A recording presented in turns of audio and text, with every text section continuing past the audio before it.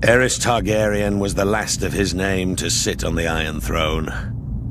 Known far and wide as the Mad King, his was a reign of instability and terror. The Seven Kingdoms are well rid of him and his kind.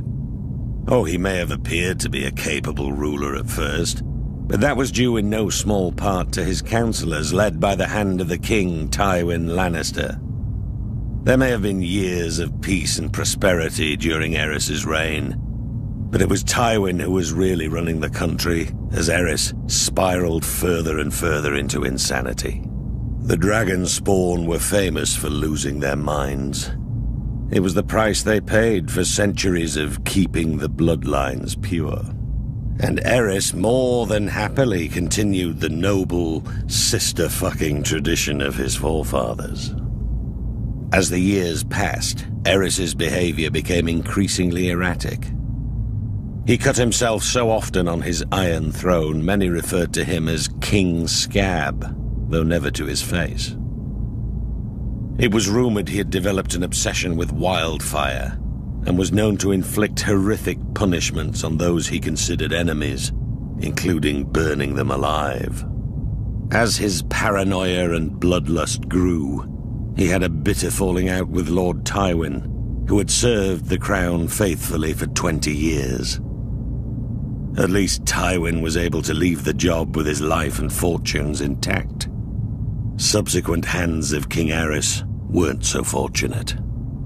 Then the Targaryens went too far.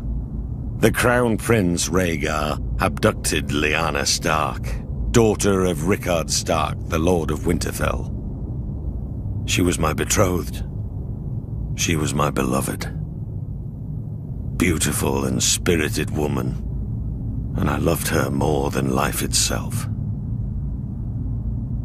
Rhaegar went south with Lyanna, hiding her away in Dorne. What harm he inflicted on the poor girl, the gods only know. Brandon Stark, Lyanna's eldest brother, was outraged. He rode to King's Landing to confront the king and demand his sister's safe return. Instead, Aerys had him executed, his father, Rickard Stark, as well. There wasn't much left to discuss after that. Aerys feared their loved ones would seek revenge for what he did.